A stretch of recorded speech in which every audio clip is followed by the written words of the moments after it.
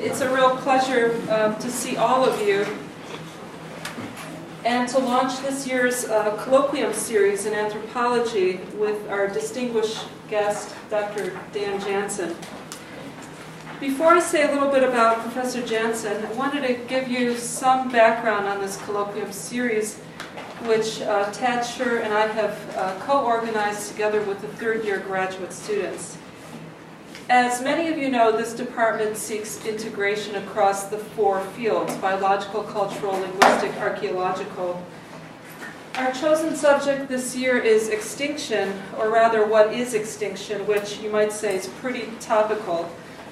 But rather than taking the usual sort of apocalyptic approach to the subject, we decided to think about it as a problem of perception. How is it being understood, witnessed, or debated in the 21st century? And what kinds of measures are created? What kinds of political decisions and actions are being made on the basis of something, a way of life, a language, a tropical forest, that is said to be disappearing? So rather than looking at a grand synthesis, we're trying to spark discussion and debate around key themes of our time. And Professor Janzen, Demora Professor of Conservation Biology at Penn, is a key figure of our time, known for his pioneering work in achieving effective conservation through conceiving one of the oldest and most successful habitat restoration projects in the world, as well as technical solutions such as DNA barcoding that barcodes all species and enables species discovery. So in his efforts, he has had to deal with a great deal of politics, competing ideas and approaches to conservation, and what he calls bioilliteracy. Dr. Janzen gets us into the realm of how humans perceive extinction or don't, and as a result, how we can mischaracterize or mismanage what is actually going on, or not see the potential of something in terms of biodiversity.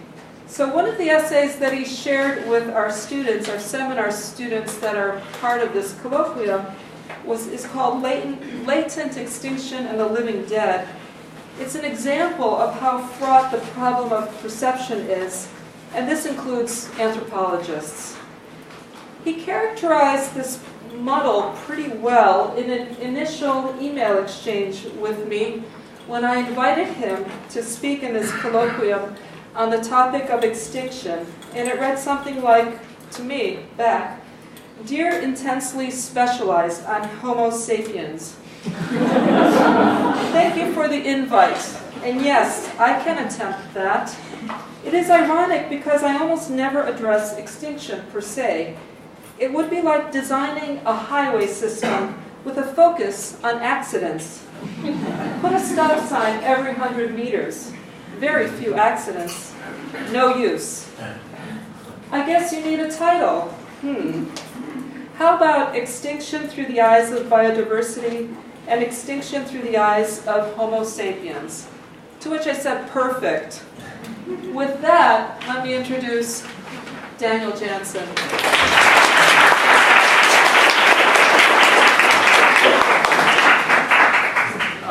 Thank you, Adriana. I guess the very first thing I need to say is anything I say is actually two people. The other one is sitting over there in front of the world map. When you put your hand, hold your hand up. That's Winnie Hallwax, another biologist just like me. And everything we've done and all the stuff that Adriana's talking about in the last 30 years has been the two of us, really. But I talk as she thinks. Okay? The outcome is that we get somewhere. The second thing to say as a way of introduction is that, as Adriana said, I'm a professor of conservation biology. That's a label the university put on me. I came here 30-odd years ago as a professor of ecology, not in the sense of beer can ecology, but real ecology from way back before Earth Day. And I got relabeled Professor of Conservation Biology because of the kinds of activities that we do in ecology, which is, to me, this word conservation biology and conservation is just applied ecology. This is just a terminological situation here. Now, what I'd like to do is turn the lights off as low as we can turn them to get to where we want to go. Thank you. Oops, can we kill this one over here in some way? Get this guy. Is that me? I can do this. Oops. Yeah, I can do that. Whoops. There we go. I think that's as good as it gets. I need to start out by explaining that I don't have a canned lecture or a prepared lecture about extinction. I don't want to think of it as a single topic worthy of drilling into. I'm not a professor of extinction. So what I want to do today is cherry pick across different sets of slides that I have put together for other lectures, pieces of which deal very much so with extinction in its various forms. I'm going to start with this photograph. Obviously it's a drawing.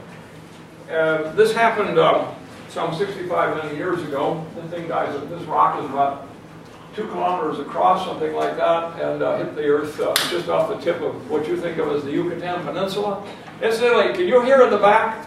Yes. Okay. Because I'm nearly deaf, I can't modulate. I don't know how strong my voice is going. Anyway, this is the, sort of the start of my thinking about extinction. This is the reason why you're sitting here. If this had not happened, there would not be a big edible mammal called Homo sapiens. There wouldn't be any other big edible mammals.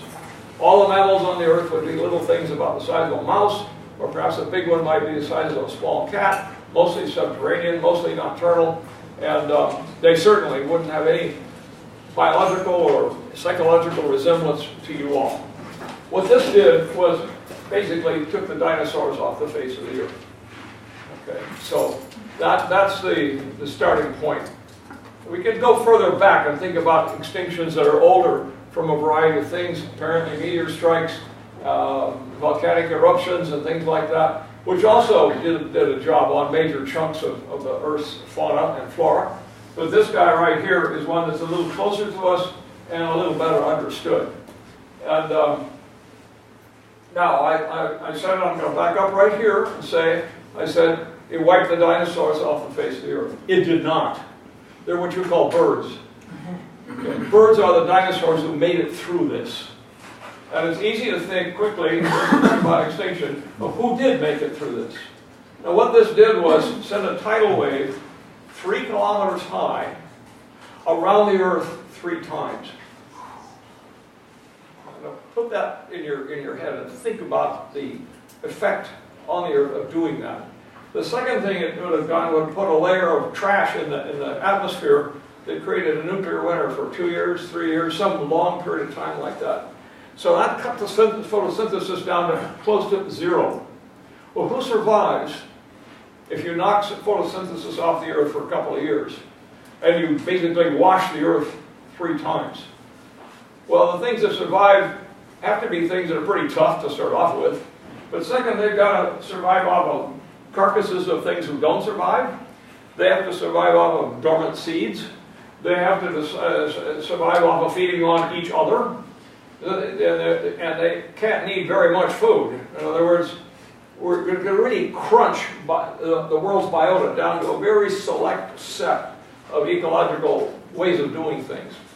And then you let this abate and you let it crank up all over again. So you take those survivors and you let them re-evolve. Now, fast forward to where we are right now. When people talk about this being the 6th extinction and other major perturbations created by the world's worst invasive species, which is, of course, us, the question becomes, well, why don't we let it happen and then do it all over again? It's an interesting ecological experiment. The point is that humanity is not going to give the Earth back to evolution, to let it re-evolve a whole new set of things. What we're basically doing is cleaning the slate. And our intention is to leave it cleaned. All right? Now, I say our, I don't mean in the sense of sort of a mega plan or something like that. What I mean is the outcome of the way of all our individual intentions is basically to clean the blackboard, or close to it. So then that way it differs from this extinction, which took place, massive extinction. Now just to fill you in case you're not familiar with some of these words. Where it hit was right here, off the tip of the Yucatan Peninsula. The crater is still there, buried underneath a whole lot of other stuff, of course. It hit at an angle, sort of an angle like this, and the molten glass that was created by the impact splashed all the way to northern Canada. So there are droplets of molten glass from this impact in northern Canada to give you just an idea of the magnitude of the event when it actually occurred. Now, that one only came on my radar screen as an ecologist later, looking for things analogous to a much more recent event of extinction. And I'll back into this one by telling you how I backed into it, rather than some organized hypothesis testing sort of way, by starting with this thing. This is a common tree in Costa Rica, in Central America, southern Mexico, down into Venezuela. It's a widespread tree. You're driving down the road, you can see one out in the middle of a pasture called Crescentia, and, or Jicaro in Spanish. And one of the sort of glaring characteristics of it is, as you can see on the ground there, this looks like grapefruit on the ground underneath this tree. And this is what they look like when they're on the tree, up here. And at some point, these green fruits, hard as rocks, size of a small grapefruit, go plunk on the ground. You can see some down in the grass down there. And they look like this close up, and just hard balls. And you can see the dark ones here, and freshly dropped green ones, and then some that are partly brown and green, and then some that are really black. And everywhere, they just lie there like that. They're just rock. So here's this tree dumping its big fruits on the ground, but just lie there and rot.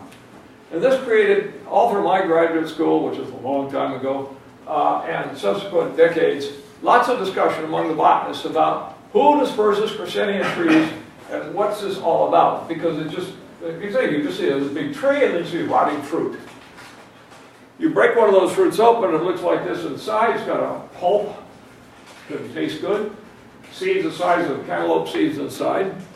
And if you line them up like this, this is the freshly fallen off the one. Now the one that looks partly rotted here, one that seems totally rotted, and finally you go and you jump up and down at one and it breaks, and it's just black glue and the goo on the inside. Obviously a rotten fruit, right? When you feel biologists living around these trees, you're frantically looking for who disperses the seeds. Where's the biology that goes with this? No answer. But eventually you see a squirrel doing something like this, cutting a hole in it and taking out the little melon seeds and eating those. Well, maybe a sloppy squirrel carries the fruit up in the tree, sloppy squirrel drops a few seeds, and that's how it gets dispersed, and that's how we get Crescentia trees. Okay? That's sort of one hypothesis. The one the botanists really loved was, no, they float. See, here's a flooded area there with the fruits in the water. Here's the Crescentia tree up here. And when the rainy season comes, at the beginning of the beginning of the rainy season, big areas flood and these fruits float around. And so, aha, you see they're water dispersed. Perfect, makes perfect sense, right? Had a huge argument with a very, very, very famous botanist working on the biology of this family of trees, Bignoniaceae, the back of a bus for several hours in Mexico once. And he insisted that this was the way these things must be dispersed. Well, this is the ground under one of those trees, and there's no way to kill the lights, all right? And you can see it's got all those fruits underneath it, right? But if you actually look at them, you see a lot of them look like this. But I, as a classical ecologist, doing field ecology, walk over these piles of fruits year after year after year, and never really focused on the fruit. Here's these broken ones right here. See, there's another one there, and so on. That's what the ground looks like. Well, one day I'm walking down a road, and there's a pile of horse shit in the middle of the road. And I looked down at it, and there were the little seeds in the top of the stuff, and I squatted down, and I picked one up, and I held it over my shoulder to my Costa Rican field assistant who was working with me. And I said, Gerardo, what do you think this is? Because I thought I knew all the seeds in this place. He said, oh, that's Jicaro seed. I said, Gerardo, don't pull my legs. It can't be a Jicaro seed. It's obviously horse shit, and these are big fruits. There's no way in hell a horse could eat that. And he said, no, no, no, no, that's a hickory seed. I said, nonsense. And to prove him wrong, I picked up one of these fruits, an intact one. I walked over to a pasture, which was about 3 meters away, held it over the fence.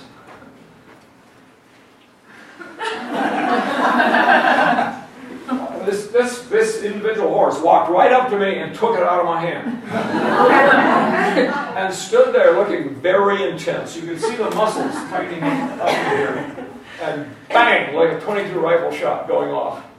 The fruit broke between, I've never been bitten by a horse, but don't try it. And this thing, and he dropped it. And then he bent down, and this long tongue came out, went inside, and scooped the inside out, just like that, and gone.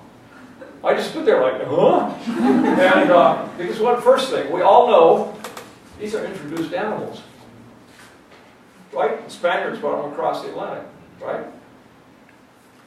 So they can't be the answer to anything. Because this tree is not introduced from Europe or anything like that. It's a native tree.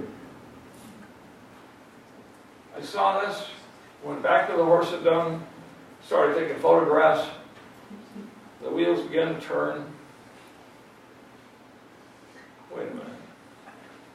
And at that point, me, modern ecologist, who's amongst all my colleagues, modern ecologists, suddenly realized, whoa, there's a history. It's not the Spaniards. The horse, we all knew intellectually, but it was parked in another part of our brains, was evolutionarily invented in the New World tropics. Went across the Bering Straits, was extinguished here by our ancestors 9,000 years ago, but survived over there. And you call them horses, burros, zebras, quaggas, and all that kind of stuff, equids. And of course the Spaniards brought them back. So in effect, when the Spaniard got off a boat the first time with his horse in Mexico, he was bringing us a gift from the Pleistocene. Now, when you tell that to the U.S. Park Service, they all vomit, okay? Because this is, of course, viewed as one of the worst problems they've ever had. I mean, everybody loves horses, so one solution to them, since we don't have saber-toothed cats anymore, we don't have the things that kept horse control down to wherever they would normally be, you have to either castrate them, or shoot them up with injections, or simply remove them. Otherwise, the population density goes sky high, and any national parks got horses, and it gets eaten to the ground. Okay, that's a major problem, like white rats. It's a major problem in that. But if somebody found a giant ground sloth today, which also went extinct 9,000 years ago at the same time, for the same reasons, everybody would be desperate to have that ground sloth in their national park.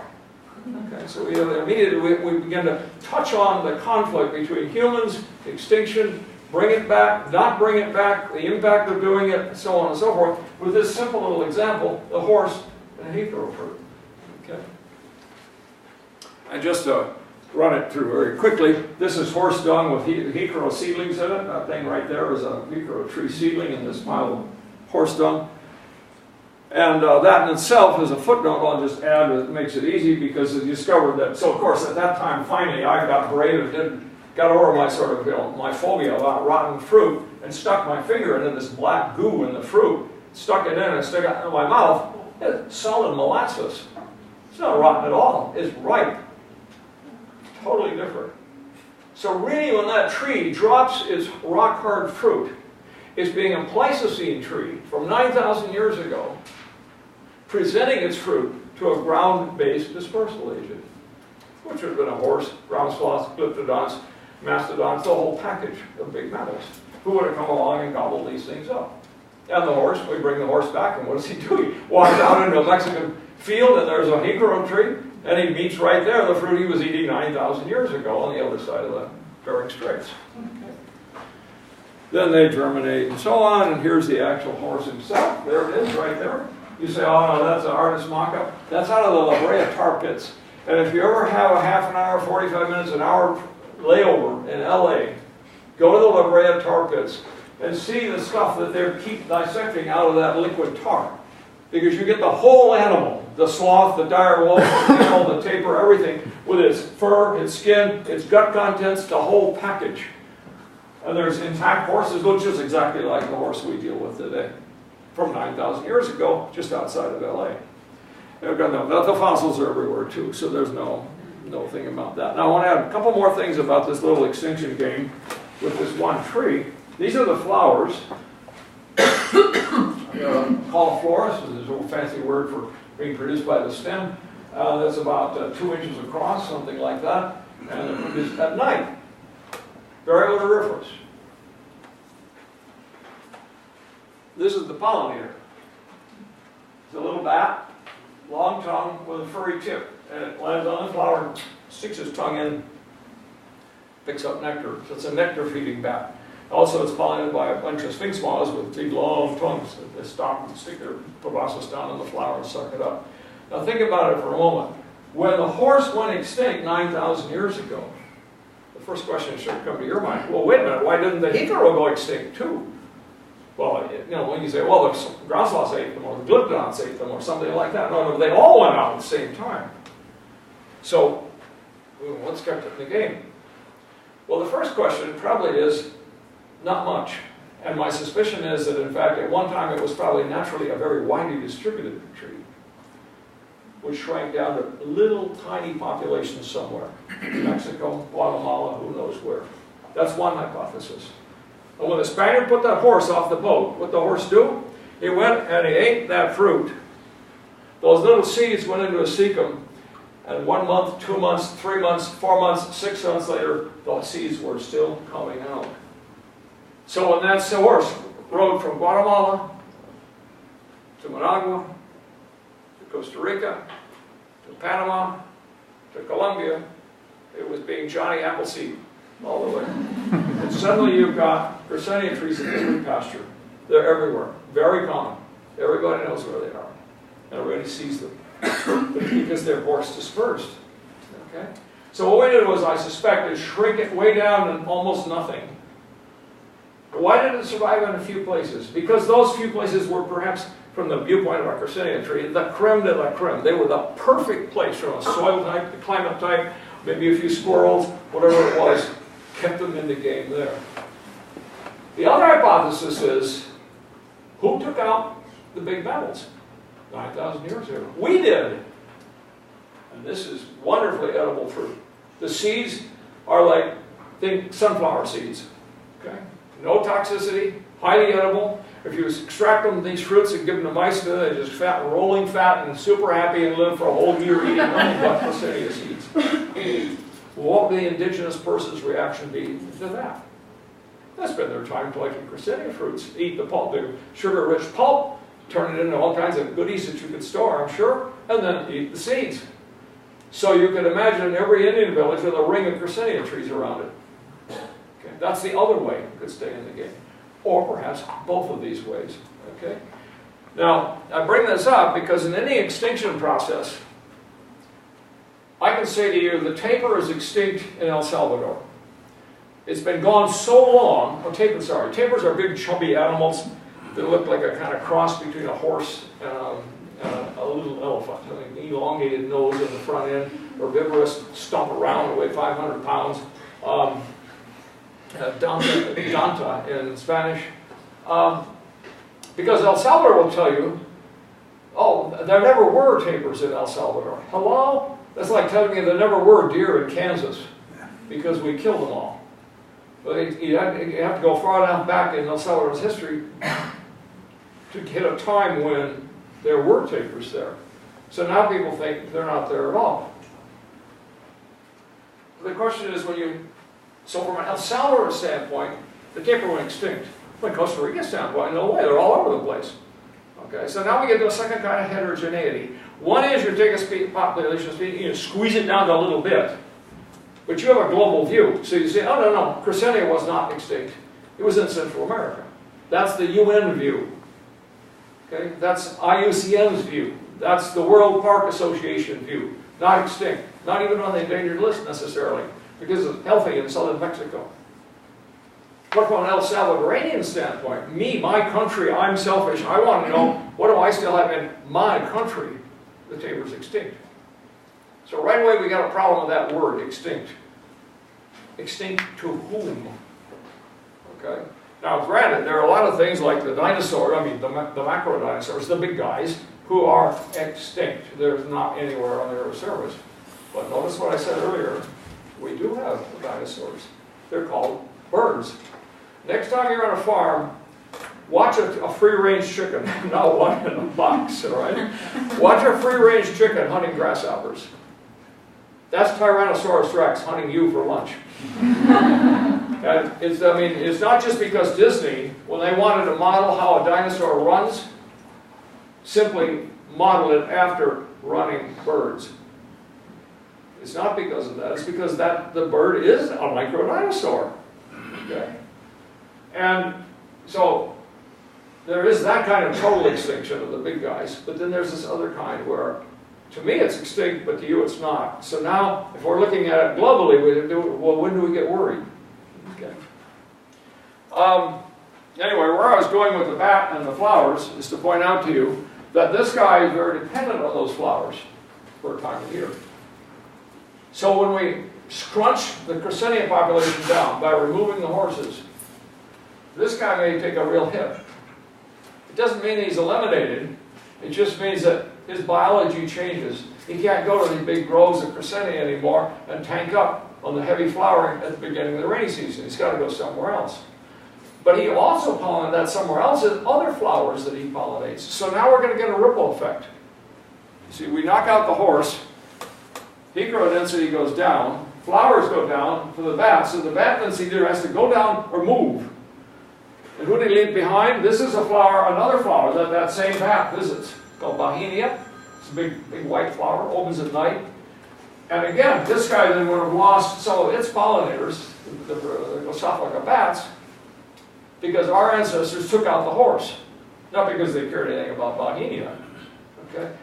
That's, of course, in modern German terminology, you get people talking about that as, oh, well, then the horse was a keystone species. That's the jargon amongst ecologists, saying, you know, that I take out the horse and it impacts the hecro, which impacts the Glossophaga, which impacts the Bauhinia tree, and we can follow this chain out, sort of a ripple across the community. That's nonsense. Everything is a keystone species. What humans have this failing to do is they take out a thing big. You can see the horse, you can see its impact, you can see what it notices. And so the outcome is we say, ah, that's a keystone species. Oh, but this little black beetle over here, that's not a keystone species. That means because you're not 2 millimeters tall and you can't see what happens when you take that little black beetle out of the community. My experience has been that every single species, and I live in an exceedingly species-rich place, that I take the time to really get to know. You can immediately find all kinds of ripple effects from removing that one species, which I guess is the next sort of salient feature about extinction. The news, people, legislation, all these other human manifestations tend to focus on a species and say, isn't it terrible that the tiger's gone? Isn't it terrible that this species of coral is gone? Isn't it terrible that this frog is gone? Me as an ecologist, what I see is the whole chain that was set in motion by the existence of that particular species is now, that's not necessarily going to disappear. I didn't say that bats disappear. I didn't say Bauhinia disappears. I didn't say that hecro disappears. But it's going to get a big shift in its biology. And we don't notice that. Unless it affects us. You know, our pocketbook, or how sick we get, or how happy our kids are, or something like that. So we have this problem with this word keystone of species, which is sort of embedded in the ecological literature, is in fact based on the impact of removing a species, which is local extinction. Now the question is how big an area? Are we just talking about one riverbed? Are we talking about just one pond? Are we talking about the whole state of Michigan? Are we talking about North America? Those different scales obviously affect how you view things like keystone species and where this term fits. Where it came from originally was the people who work in the marine communities on a subtidal zone, noticing that you've got the rocks covered with a jillion different species of things stuck on the rocks. You go out there and you take out the starfish, for example, and the starfish doesn't eat mussels, and not there because it's not there, it's not eating mussels. So now the mussels take over, you know, little clams, take over every bare piece of rock, and so it just changes the whole community by pulling out one species of starfish. So that would be called then a keystone species. But like I say, this is because the things it happened to invite were big enough, or at least some of the things in that were big enough so that we, the 6-foot-tall diurnal mammal, noticed them. Okay. And now we can go back around to the extinction of the horse again. Because when we took the horse out of course, it didn't only leave Hecaro without its dispersal agent. We took the other big mammals at the same time. It took other trees as well, other species as well. So we get this multiply. It's easy to start thinking about chains of interaction, but we're really talking about networks of interaction. Because now, if you take the horse out, one of the beautiful things about horses, incidentally, just as a reflection on humans and how they respond to this kind of stuff, I'm a hardcore ecologist. All my early papers are in ecology journals and that kind of stuff. So I wrote a paper about the horse eating these cruciferous, which turned out to be the first paper ever published in the journal Ecology about a domestic animal. Think about that. The journal started in 1920, and then we're talking about 1960s. I'm just looking at the stovepiping in the academic community. There's things that range management do, and there's things that ecologists do, and never the twain shall meet by it being published in the same journal. Right? And this was viewed with great skepticism by the reviewers. Wait a minute, this is a paper about horses. It should be in range management. It shouldn't be in ecology. Okay? Well, the only thing about it, what caused me to think of that is, the nice thing about horses is big mammals, you can walk right up to them.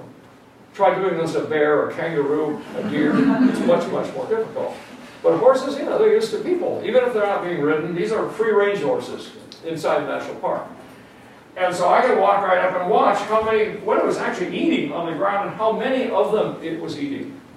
And what it was eating are these things. They're about the size of a big marble, an olive, Wazuma, rock hard, black on the surface, fall on the ground like that. And one horse would eat 2,300 of these in a meal, one at a time,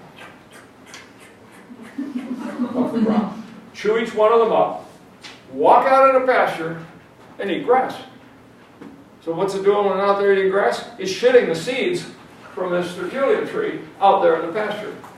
And the seedlings from the sterculia tree desperately need a sunny spot with no parent trees nearby. Okay? Because otherwise what happens is these fall to the ground, germinate, seedling comes up, and it's killed immediately by a fungus who's growing up on the seedlings which are coming in every year underneath this tree. So it needs to escape, and it needs the sun where the escape is. The point being that removing the horse breaks that chain. It breaks it for the hicaro, breaks it for Guazuma, breaks it for Guanacaste trees. There's a whole series of things. So now suddenly, it's not a keystone species, it's just a piece in a network. And the ripples go out in all kinds of directions. And each one of them, when you take this guy out because you don't have its dispersal agent, then there's ripples that go out from it. So extinction isn't just about the loss of one Latin binomial, the scientific name. It's about this wave that goes through the whole system. Now again, humans being what they are, the question is, does that wave impact my pocketbook? Does it impact my mental pocketbook, my job security, the happiness of my grandchildren? That's how humans think, obviously.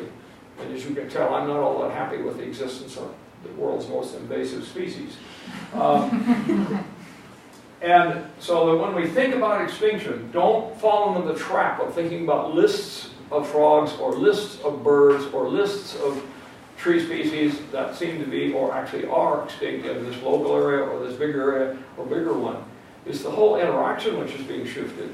Okay? Whether that's good or bad, that's obviously another question. Just to show you how tightly the relationship, because now we're screwing up that evolutionary relationship as well. You take one of those fruits, this is the Guazuma fruit, green. This is the mature one that falls on the ground. And notice the guy, as I said, it's got a black outer covering. Guess where you've seen that black before? That's that layer of molasses that was on the inside of the hicaro fruit.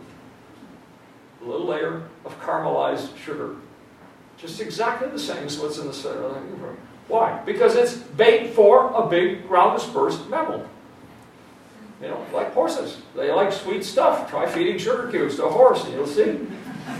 All right, so here it is on the outside, and when you break one open, there are these little seeds inside. So the first mystery that hit me was, I did that then. I chew one of these things up, and I discovered that these seeds, they weigh about 2 millimeters in diameter, are so soft that I have no trouble grinding them up with my molars. Then why doesn't the horse kill them all? Because you see the horse there, they go, they really masticate. So I started dissecting more, and notice that there's a core in the fruit, a centerpiece with no seeds. So the seeds are arranged around the outside like this.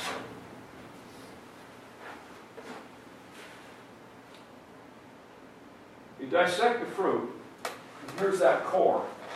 It was in the center of this, right? Here's the core right here. And it's hard as a rock. Absolutely rock hard in the center. Now it's not protecting any seeds in the center. There are no seeds inside this. That is a molar blocker. When you put this in a horse's mouth, all these seeds are just slightly smaller in their diameter than is this. So the molars can't fully occlude. So that's why horse shit is full of thousands of surviving seeds of this thing. Furthermore, if you dissect the wall of this thing underneath the black layer, what you discover is that in the wall are little three-dimensional pieces that kind of look like that, which will do the same thing. They have the same property of blocking the ability of molars to get down tight on that surface. Now, what if there's no horse? Whoops, sorry. Well, as I mentioned with the Icaro, I can think of a few circumstances where an Icaro population could survive. And these are germinating Guazuma seedlings coming right out of that rock-hard fruit with their roots down here. So you say to yourself, aha, you see? Under certain circumstances, it could survive without the horse. That's the reaction. But in fact, as I said before, these seedlings always die because they're underneath the parent tree. And underneath the parent tree is this big pool of a fungus which kills the seedlings of Guazuma seeds. Okay. And then remember that it wasn't just horses. These are models out of the La Brea tar pits of the smaller ground sloth. The smaller one.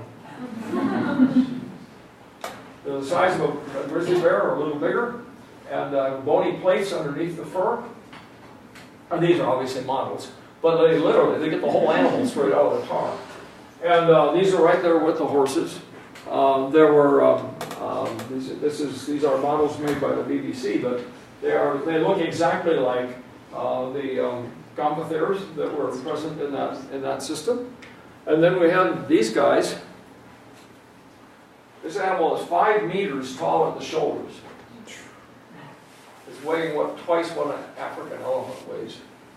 Now you turn him loose on a piece of forest, vegetarian, and what happens to the forest? Changes the whole nature of the forest.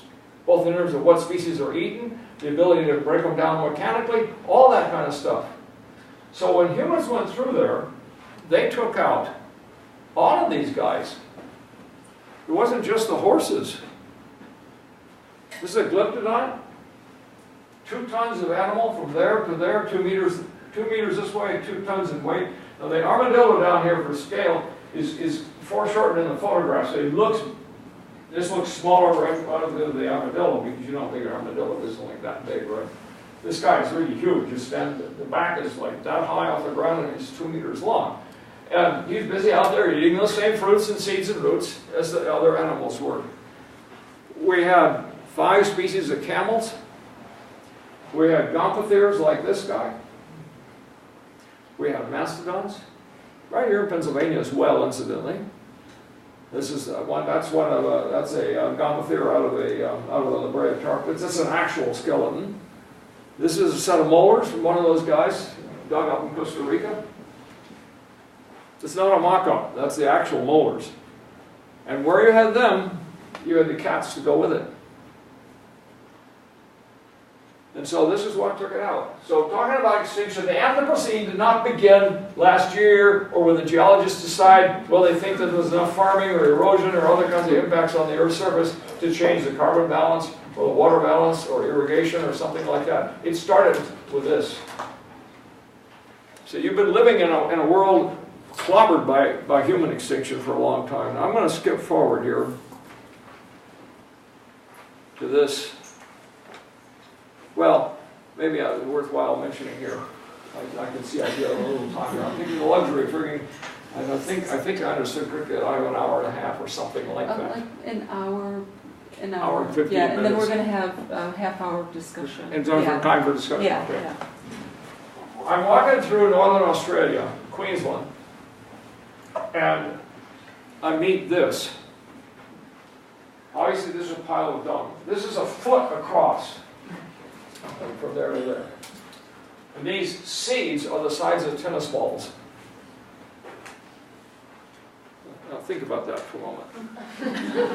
Here's what the fruits look like that produce them. This is me with a plastic bag picking up stuff off the ground. This is in the Queensland rainforest. These things, I guess, that's a tennis ball or a little bigger. And wait a minute. Who brightly colored things? Who eats brightly colored fruits? Birds do. But have you ever seen a bird who shoot a tennis ball? Well, the answer is yes. It's called a cassowary. It's one of the survivors. One of the survivors of what? This is Australia when humans hit Australia 50,000 years ago. Human being for scale. These are all marsupials. You know the kangaroos with the pouch? Marsupial rhinoceros. Marsupial hippopotamus. And the other stuff, I know that might mean by analog, I don't mean actual. This is the megafauna that humans took out of Australia 50,000 years ago. And this is a thing from the Philadelphia Inquirer, or if I recall correctly, it might have been the New York Times, I can't remember, pointing out when it is that when humans got to, there's time on the scale down here at the bottom, when humans got to each of these chunks of land, how the fauna that was there went close to zero. This is North America here, this is Australia here, that's 50,000 years ago, this is 9,000 years ago here, this is New Zealand is in recorded history there. But notice that Africa is a more gradual slope. But why is that? Because we were predators in Africa, along with the hyenas and the lions and the other package. And so we gradually worked with that prey community. And we took out this one who was susceptible, we took out that one who was susceptible. Some of them evolved, some didn't. It was a more gradual impact as we grew up to be human beings and better and better and better at being killers. Here we came in full blast, ready to go against a community who'd never seen a human being. And you say, well, never seen a human being? You can't do this today because the park rangers won't let you do it in East Africa. But I was there during Idi Amin's time when there was no management of the national parks. So we could just drive our vehicles out and go where we wanted to and do what we wanted to do. So you drive out in the middle of the national park and you hop out of your Land Rover and you walk around, walk right up to the animals. And you very quickly discover that each species has its own sense of what is a dangerous distance. It's clearly evolved. And you watch as a lion sleeping there or sitting there, you know, just looking around like this, and the animal walks by 20 meters away, the lion doesn't blink, the animal doesn't blink. But 18 meters away, oops. Same thing. And what I found was that I grew up throwing spears and making bows and arrows and doing all this kind of stuff. I was one of those kids who did that. And I could hit something pretty well with a spear at about 30 meters. And guess what? That's about the distance that most of the herbivores I encountered in those national parks reacted to me as a person. Just walking along. Just about 30 meters. Now, it's not a proof, a hypothesis or anything. What I saw, though, was to me was this curve right here. That these animals here grew up recognizing me as dangerous. These animals did not. Okay. But we can ask, why did the jaguar survive? Why did 2 species of tapirs survive? Why did the peccaries survive? Why did some things survive this extinction event? I can't answer those questions, but that would be an interesting set of inquiry to really look hard at them. You know, why did the moose survive? Why did the grizzly bear survive? We had 5 species of bears in the New World, in the tropics. Now we have 1 in South America, 1 in recorded history in Mexico. We have no camels left at all, so we lost them entirely. The horses we lost entirely. But there were things that survived. Okay. The jaguar is a very interesting one, incidentally. There's no recorded case of a jaguar attacking a human being. That may relate to why the jaguar stayed in the game and the saber-toothed cats and all the other big felids gone. Okay. Now, we stop this with this particular line of thinking. Flip over. It's taking me a second here to change this. Come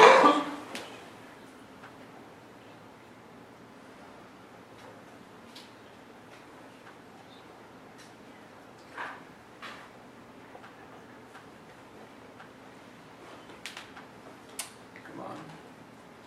Turn off here, boys and girls. Sorry. There we go. No, it doesn't. There we go. Try that one. Oh. Do you need lecture 21?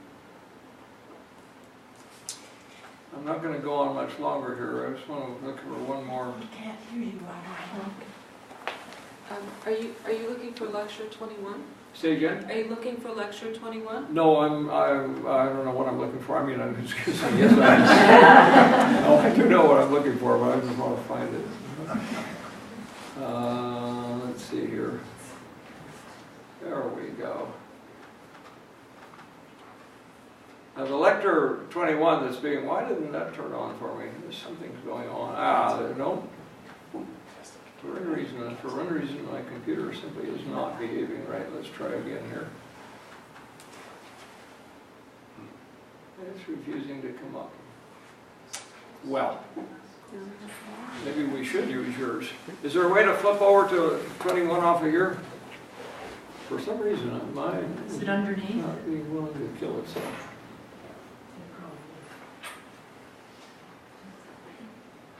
Yeah, so this, whoops, there we go. There we go, thank you.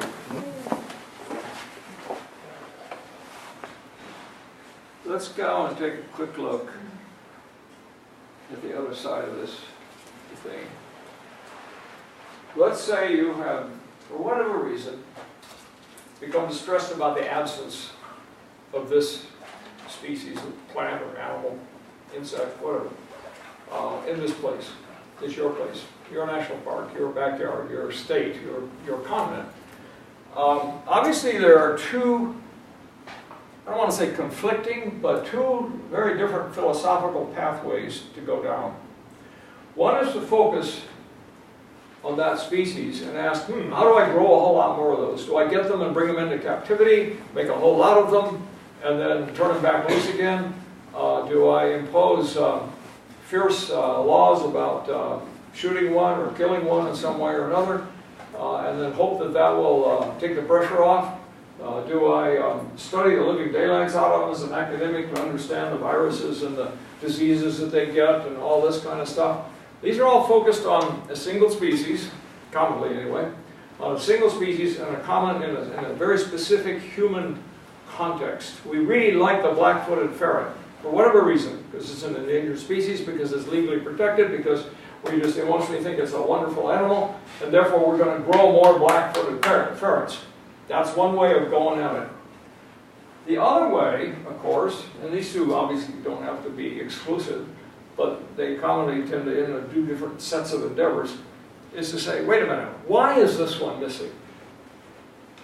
Why are there no tapirs in El Salvador? Why is the harpy eagle missing from Costa Rica? Why are black-footed ferrets extremely scarce in nature?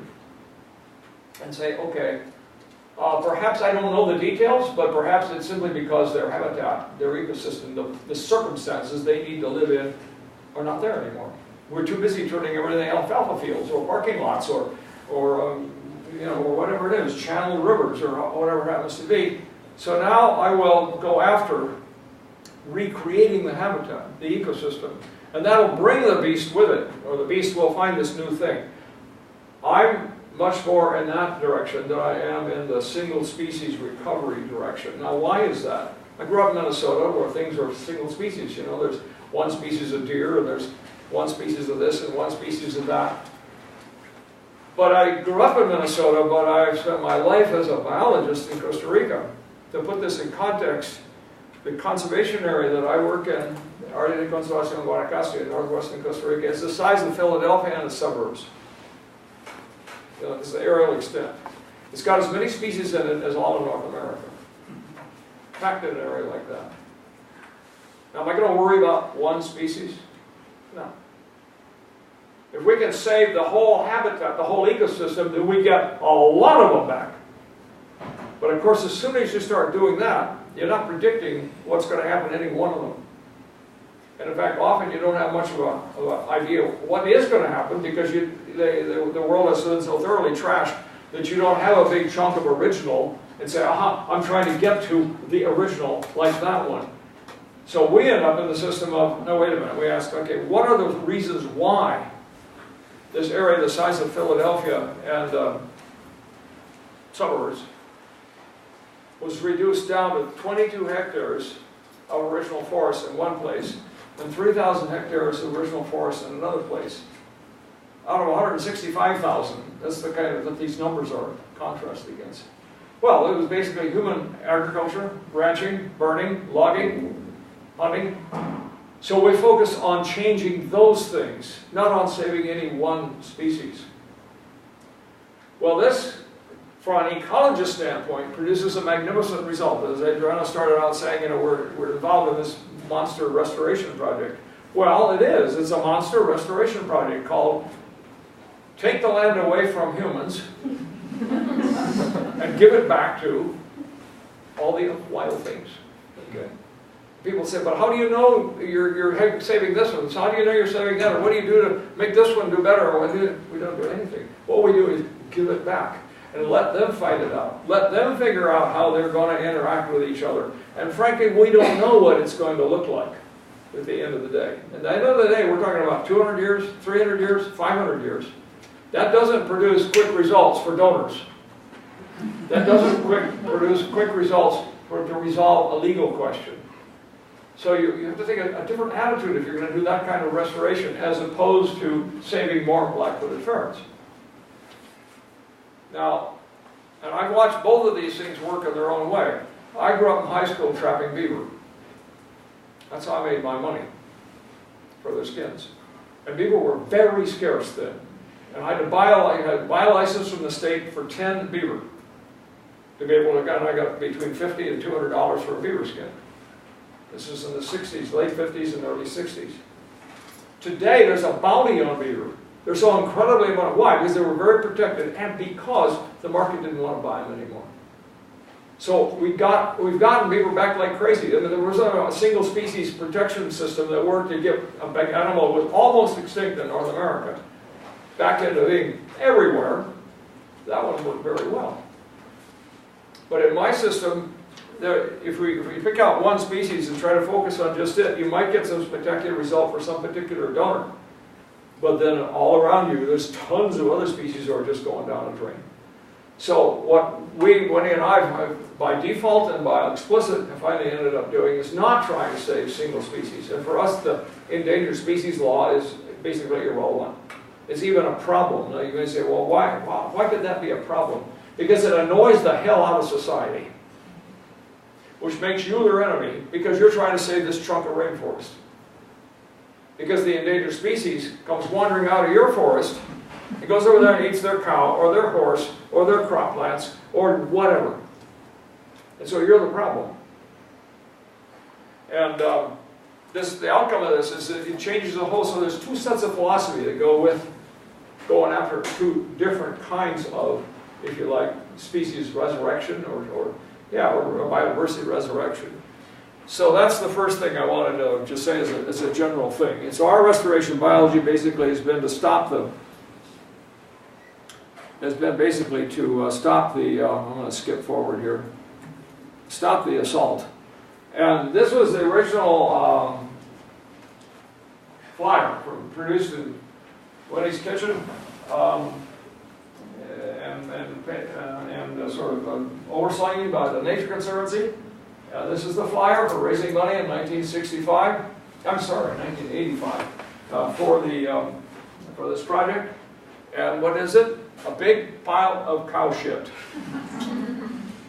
with one guanacaste seedling growing out of the middle of it. That was the goal. Aha!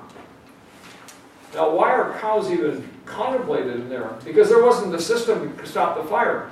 What's a cow? It's a biotic mowing machine. And what we realized was fire was the problem. Because if you could stop the man-made fires from sweeping across this area, the forest itself would reinvade. We didn't have to go out there and plant tree seedlings.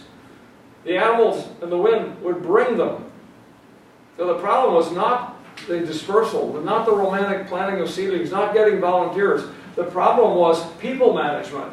To have the fire crew out there putting out a fire at 2 o'clock in the morning on Easter Sunday. That was the problem. And the other side of solving the problem was to allow cows. We had 7,000 head of cattle in a national park, which of course made a whole lot of people very upset. Okay? But they sure ate the grass. I can't recall how quickly we get to. This is what the terrain looked like in the beginning.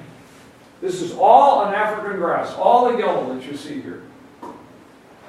Hyperina rufa from East Africa. Those photographs of East African national parks with all the animals, neat animals on it like that, eating down a grass sward. That's this stuff, except now this stuff is this high, unless you put cows on it. Okay. So the trick was, stop the assault on that terrain right there, and let the guys who live here and here and here and here retake their territory. That takes time. That takes believing in it. At that time, in the 1985, the word was out in the whole ecological community. Once it looks like this, it's gone. That's it. No more. And what we as biologists living there saw was, well, wait a minute, if you stop the fires, it'll come in on its own. And the ranchers just laughed at all the academics because they said, Dad, why do you think we burn the pastures? Just to keep the forest out. It was no surprise to them that the forest would come back. So restoration biology was not complicated in that respect. This is what it looks like down closer to ground level. That's the grass in between the strips of forest. This is what the cattle look like. This is what that grass looks like when it's grazed. You know, golf course, down to nothing. This is what, and that's what a fire, after a fire goes through it, it burns everything, but it just leaves a little bits of grass blades. If you take the cows off and don't stop the fires, that's what it looks like. Same grass, same place, with no cows. So what we needed to do was people management, so that the people would keep the fires out, let the grass grow up, and then gradually the forest comes in and invades the grass pasture. And that's a discouraging thing in itself, because it takes 4 years for the seedlings of the trees to get tall enough so you can see them over this grass. So for 4 years, you think, you know, the whole thing ain't working. We're not resurrecting anything. But you have to believe. You have to get down on your hands and knees and plow through it, and then find the tree seedlings, and then just believe. So what we were doing was stopping that, which produced that kind of appearance. Okay, so I'm going to skip forward. And the way we did it was physically, by burning fire breaks and so on.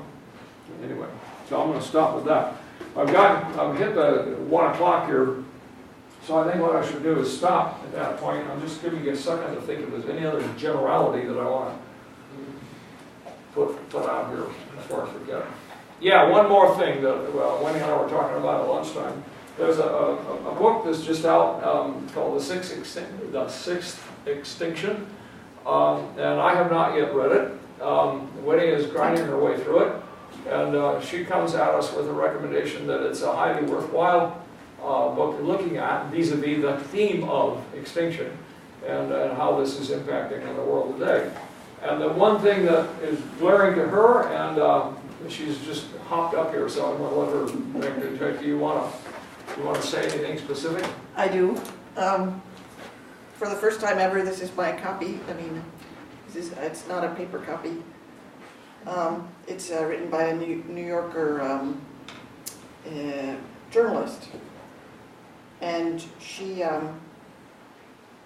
has the single thing, if you can get a hold of the prologue and the first chapter, even those two would say a lot of the things that we would want to say to you. Because in the prologue, she puts humans in the place that we as biologists and we as process-oriented people, we as ecologists see them.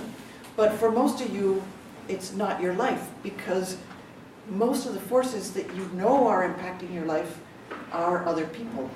And especially for you younger ones, you're living in an extraordinarily competitive world that is partly competitive because of the number of people, and partly competitive because of the number of people who want to sell you things, who are pushing you in various directions and always raising the bar.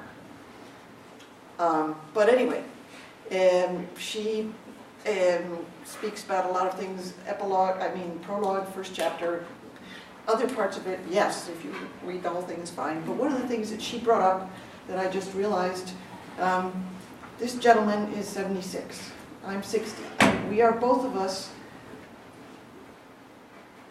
very special, not because we're old, but because we lived, especially Dan, at a time when the world was much more intact, when we could see things that your generation has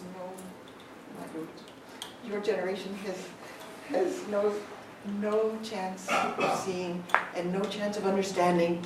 And one of the things that we've seen in land purchase in Costa Rica, or conservation in Costa Rica, is that there's a very odd human biology trait that also is getting very much in the way of conservation right now. In Costa Rica, in the late 80s, when we were buying land, Costa Rica had had a very fast deforestation history. The landowners, the people in power at that time, were in their 50s, they were in their 60s, and they knew what it had been. They said, I remember when the peccaries came right up to the back door in what is now the big city of the area. One of them was a sawmill owner who had actually been responsible for a huge amount of deforestation, and he said, I want to be part of your board because I don't want my grandchildren to think that the spider monkeys that I saw free, acrobatic, ranging over everything are the way they live in the zoo in San Jose. So for your generation, there are a lot of people who are not going to link to the natural world because they don't have it in those crucial years, 18, 22, when you link to the music that'll mean most to you, when you go to the places that later in your life you'll feel most nostalgic about. Your generation generally doesn't have that. So in the question of news about extinction, I can't tell you. Once in a while people are lucky, they're hitting a message at the right time and it reaches people. But overall, the more time we spend conserving, the worse the reception has been to us and to everybody else. So we're watching everything go down.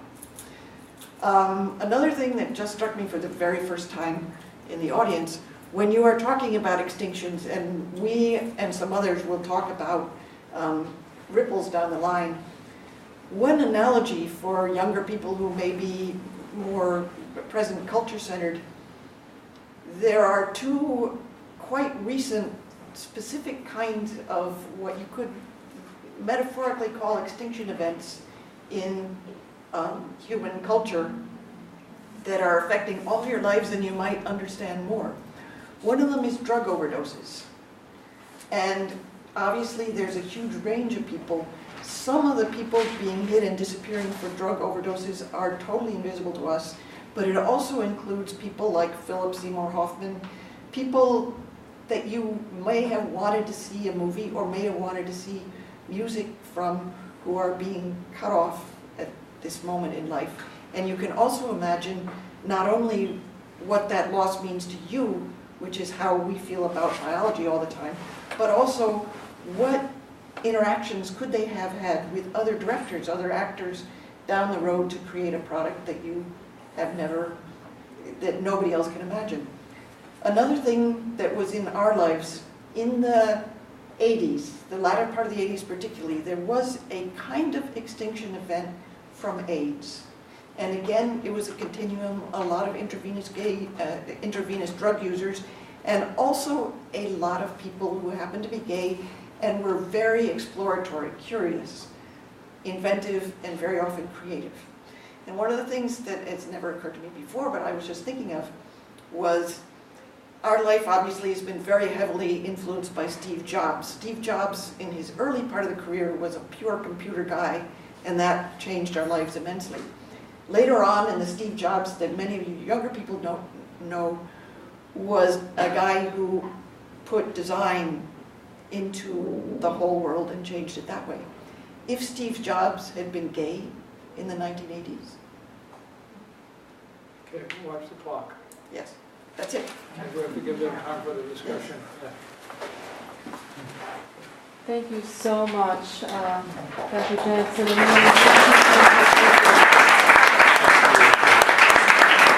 So maybe we can put on the lights and field a couple of questions based on this really rich talk. And I know that students in the seminar have questions for Dr. Janzen as well. What? Structure the question and answers? Well, we'll just kind of, we'll do it free form for a while. Are there questions?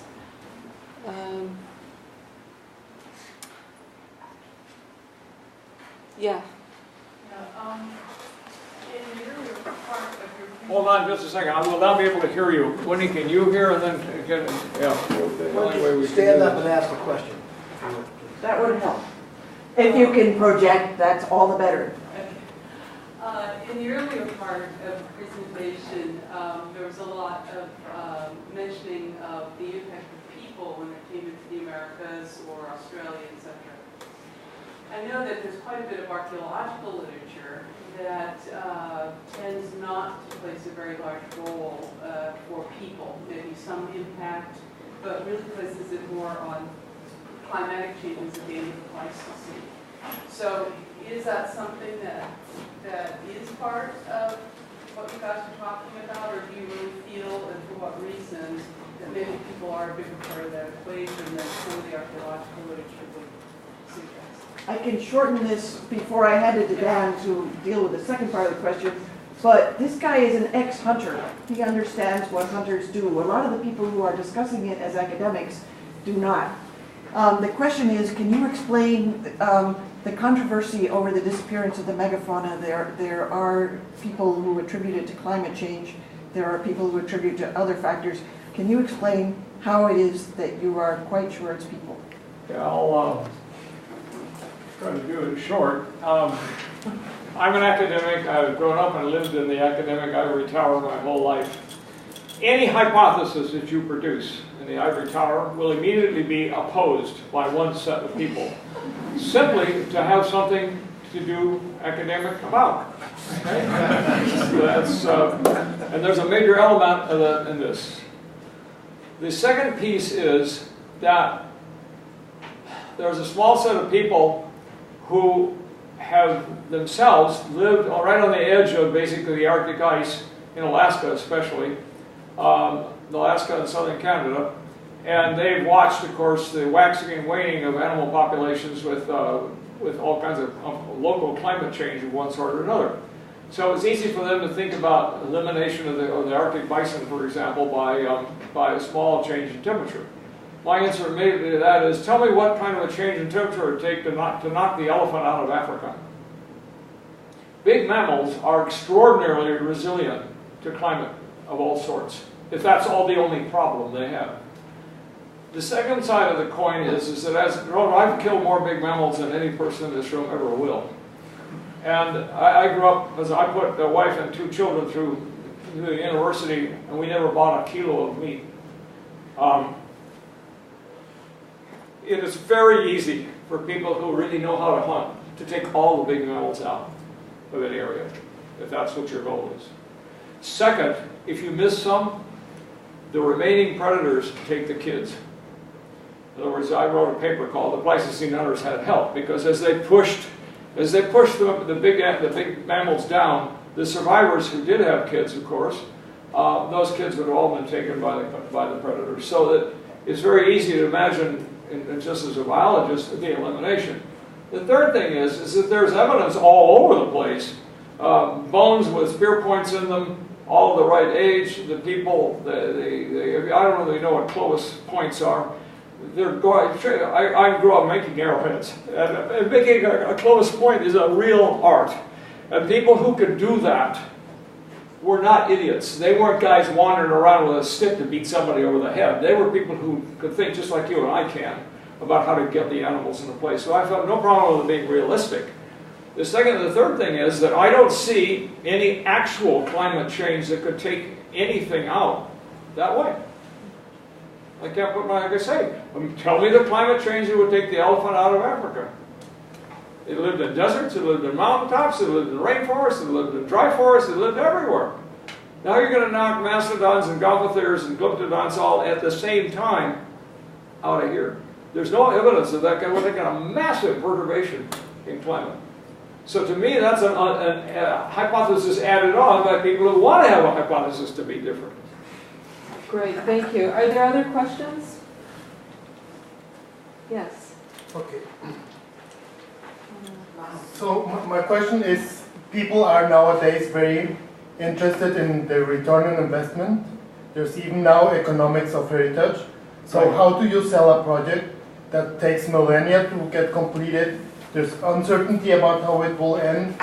And we mostly ask about our grandchildren, but not that far in the future. So let me go right to your key central question. How do you sell a project that's a long-term one and doesn't affect people's pockets right now and so on? You do it like any agriculturalist does. Why can I grow corn? Because I want to.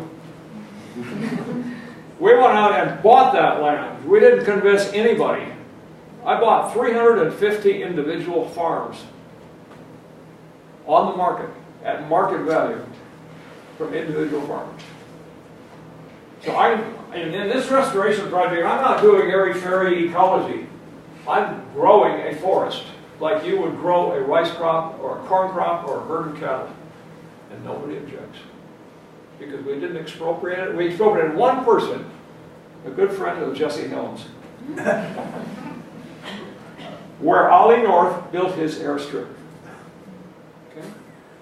The simple point is that this was not forced on anybody. This is not a forced community. This was a matter of buying land when it was available. These are all free open market purchases. It took us 6 years to do the major, and then we did another 10 years on top of that. So it took a long time to put this thing together. So that it wasn't a matter of convincing anybody to do a project that was long. It was our preference. Now, the people who believed in that weren't the people who were getting an immediate return. We had two kinds of donors.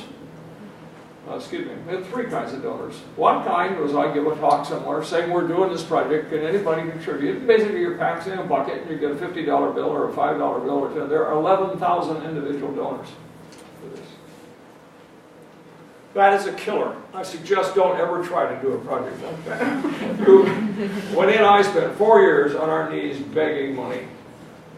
But that's where the cash came from. The second place it came from was a very small number of people. You could count them on 2 hands. But looked at that and had the disposable income to say,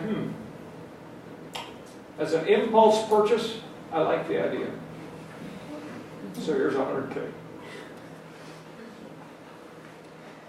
We have one donor who's good for nearly $8 million, but another donor who's good for about $3 million. The Swedish government was good for $3.5 million. So those are big chunks, and you just get a few of those scattered in with this ocean of little donations. And then the third thing is, we got, without understanding it in the beginning, a green light from the government. And it came about this way. I, as an academic, knowing nothing about fundraising or politics, got up in front of audiences and gave this talk. And a Costa Rican professor heard this, and he said, the new president ought to hear that. So he took me to President Arias in 1986, planted me in front of this guy who I'd never met, and said, explained the idea. Actually, it was his wife sitting on a couch, and he was out jogging. He came in, I spent, I'm an academic, and I spent 45 minutes saying something I could do today in 3 minutes, the elevator pitch. But I gave the whole story to this poor lady, and he comes walking in and sits down on the couch, he turns to her and he says, what's this about? She turned to him and she said 3 sentences, fast Spanish, very quickly, I didn't understand any of them. He turned and looked at me and he says, sounds okay if it doesn't cost us anything. I did not understand either the value of that, nor what she said to him. I can tell you today what she said to him. What she said to him was, this gringo, the equivalent now, this is the US, this is me talking to Obama. This gringo wants to take over Yellowstone National Park and Gettysburg and run them his way. And he says, sounds good to me if it doesn't cost us anything. I mean that very literally, because I realize now that what I asked him was to intervene, because this national park that we use as the base and built out of it like that was being run as a military outpost by administrative methods that go back to Cortez. And we stepped in and said, whoa, no, we're going to hire local people, we're going to run it as a democratic society, we're going to be decentralized, all these things. I didn't use those words in those days, but that's what I was saying.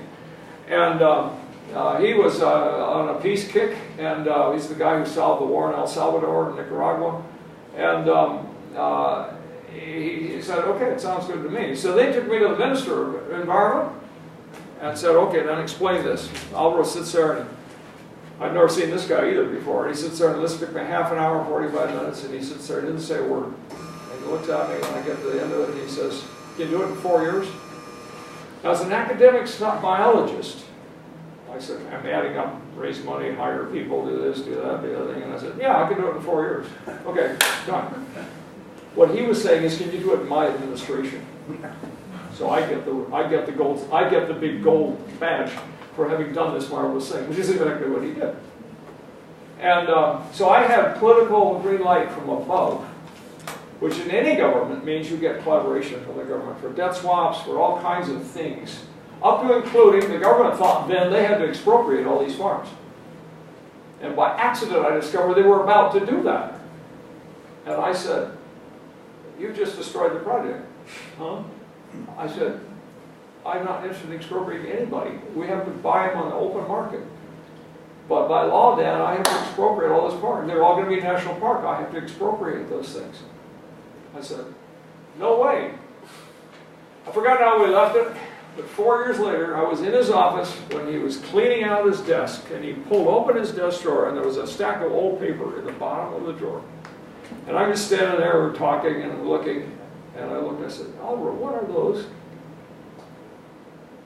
He said, look at them. And so I looked at them and I looked. These were the letters written to the owners to expropriate their farms, which he legally wrote and signed, but never sent. They didn't tell me that. I was too innocent to even think about following up on it. It simply never happened. And so I was able to buy all those farms without creating a giant ulcer in the community. Because what happened, of course, is you pay somebody reasonable market value to go out and buy a better farm. So that's not this is the shittiest piece of real estate you can possibly imagine from a farmer's standpoint. And so that's how we put this thing together. There's sort of 3 kinds of donors: a friendly government, a lot of little people with their $50 checks, their $25 checks, their $100 checks, and then a few big donors who are still today doing the same thing. Great, thank you. Are there any other last questions? Yes. Sorry. Really briefly, because we read your essay on latent extinction, you talked about the spatial aspect where you need to have the web a lot more, but I was wondering if you could talk about what you think this concept of latent extinction, where the time kind of, instead of you moving towards extinction, it's something you reflect on. Gotcha. Let me say a little bit more about that.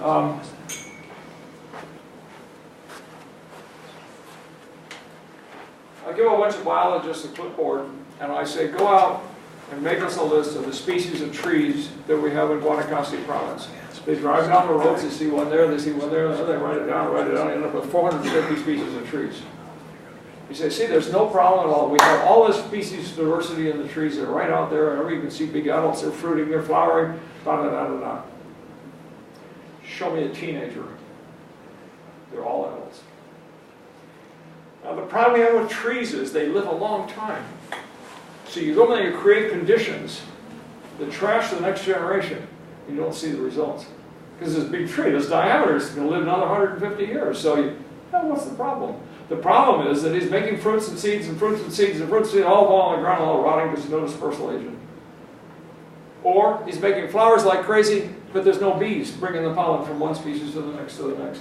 And so what's happening is the interactions are dying, but the actors in the play are still very visible standing up there. For the big, long-lived things. This applies to marine long-lived things just as well.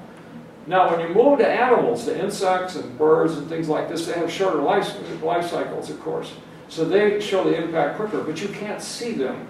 You walk up the forest, okay, when I got to Costa Rica, it was 50% original forest in 1963. Half the country was original forest. Today, 25% is forest, and of that, 10% is original. It's all gone. Yet it looks gorgeous. And the thing is that what I've seen is the forest that I could walk in, and mammals everywhere, birds everywhere, insect diversity everywhere. Today, the same forest is standing right there. We get out of our car and walk right into it. The same trails I walk down, there's nothing there. Those things are all gone from fragmentation. You take this big chunk of area that's got everything living in it, you whack it down to chunks of 3,000 hectares, 5,000 hectares, 100 hectares, it still looks beautiful. But it's a desert. And it's a desert because the fragments don't sustain the interactions. The fragment's too small to maintain the species of flowers that these different species of bees need all through the year. So 3%, 8%, 10% of the species of flowers drop out. That means 2%, 3%, 8% of the bees drop out, which means another set of flowers drops out, which means another set of bees drops out. And it just cascades down like this. In the 60s, I would stand on top of a jeep underneath a flowering tree with a butterfly net and get 300 species of bees out of one tree. Those are real numbers. Same tree today, in the same place, same individual tree today, same place, big flower car, get 3. But the tree's there, gorgeous flowers. And you see, there's no problem. That Naira is perfectly good. But it doesn't make any fruits anymore. And the bees who used to use it for one of their food sources are not out there also visiting some other species. So that's the problem, and I see this all over the world. It's not just Costa Rica. I see this in Australia, I see it in Africa, I see it in Southeast Asia. These complicated systems fall apart very quickly. But there's few partners in the game who stay there, and so they look nice. The other side of the coin, you can see it right now. The Minnesota I grew up in, and it's still there right now. State parks, back 40s, little national park bits, these kind of things have got probably 80% of the animals and plants in them that were there when the Europeans arrived. The gray squirrel, the whole thing. Yeah, we're missing the passer pigeon, I'm missing the forest bison, but basically a lot of things are still there. This thing that looks the same as it did when Cortez arrived in Central America in the 1500s, today it's just a sterile forest, but it looks the same. Because what happened is in the tropics, you got all these very complicated interactions. And so as you start to cut into one, that cuts into another one, another, and the whole system begins to fall apart. Like I say, you don't see it because they don't, the big trees don't die. They only die when their kids don't come in and play 100 years from now, 200. And now, of course, we have this added thing set on top of it. Climate change layered on top of this means that even when you restore it, when we put this thing back together, we're not going to get back what we had before. No way. We're going to get something very nice, but not what we had before. So there's nothing we can do about that. But my way of putting it this way, if you had one Rembrandt painting left, and a big idiot slash through the middle of it, would you throw it away?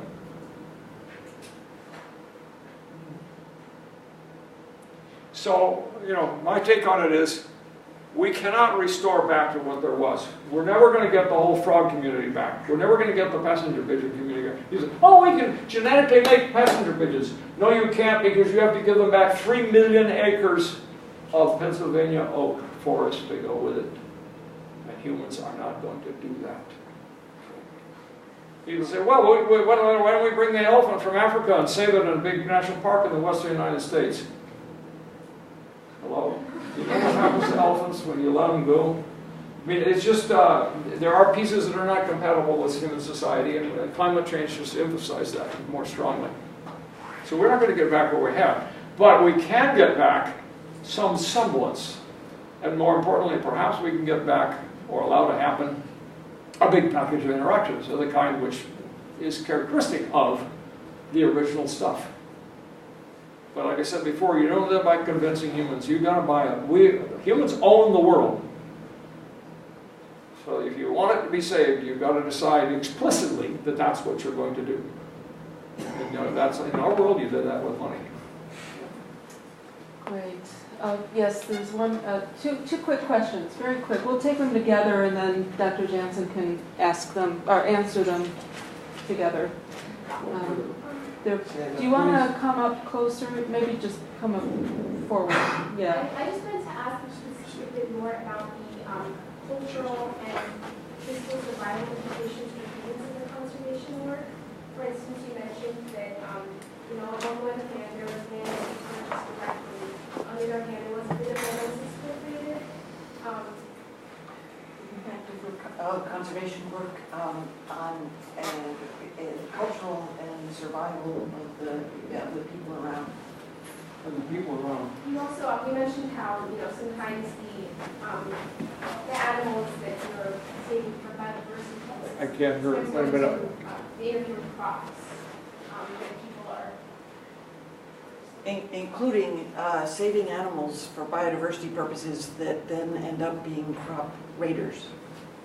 I mean, okay, that's two questions. The people around and the other is the... It's what are the impacts of conservation of this sort on neighboring communities? And partly, I believe that the question comes from more of an African standpoint, or not so much a Central American. Well, first thing to say is... I was going to add one more question in there, just so add that one you more can take it as question. a... so, who had one last question? Yeah. I'll just ask her in discussion. Okay, all right. That's it. Okay, one thing, credit way to emphasize. Africa is not Central America, and Central America is not Africa. A different shirt has to be tailored for each different animal. Okay? So the philosophy that I'll express about your question is only a philosophy, not a recipe.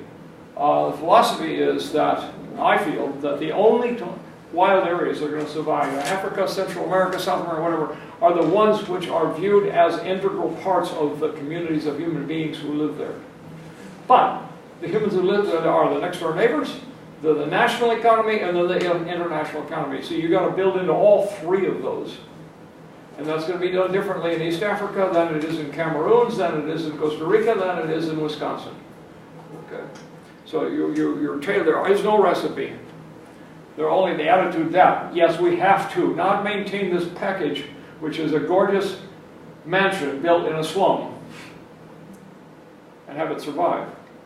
It's got to be an integral thing that the slum itself, or whatever economic level it has, views as a good thing. We're glad it's there. Now, how do you do that?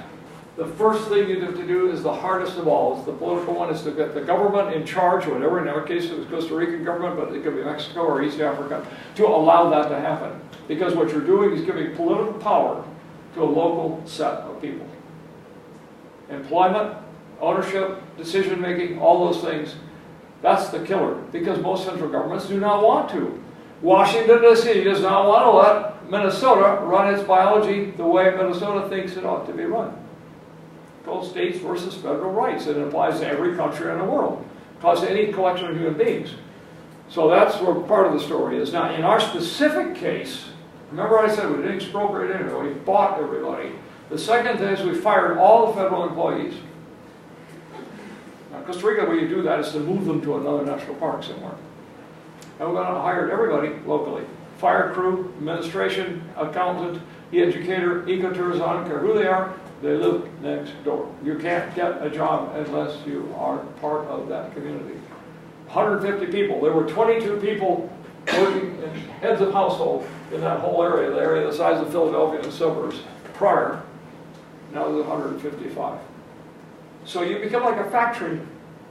You're providing, you spend $6 million a year in the local community. So this is perfect common sense. There's nothing special, no big intellectual game here.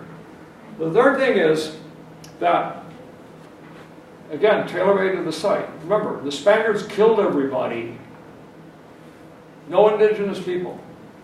Everybody has ancestors off the boat from Europe. So you're dealing with a very different community than if we were in an upper river in Venezuela. Okay? So you have to tailor-make it to the mores and the viewpoints of those people. And that's really all there is to it. It's a lot of labor. Okay, well, we'll continue the conversation a little bit afterwards, but we want to thank you so much for coming here and sharing your work with us.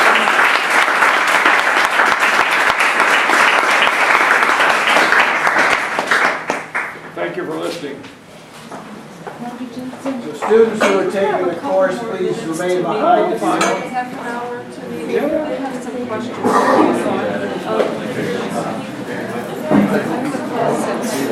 So I don't know, maybe go to lounge. Yeah, let's see, let's do it. Yeah. Okay, all right. Yeah, that's so for students in the seminar, we're going to have another half hour with Dr. Janzen and Winnie, because I know some of you have questions for him.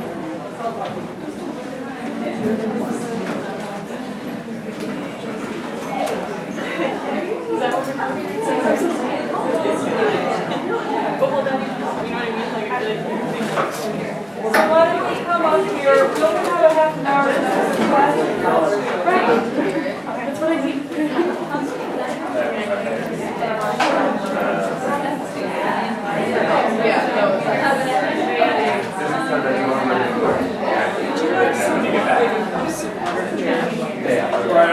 I was looking it up in case you have questions. Okay.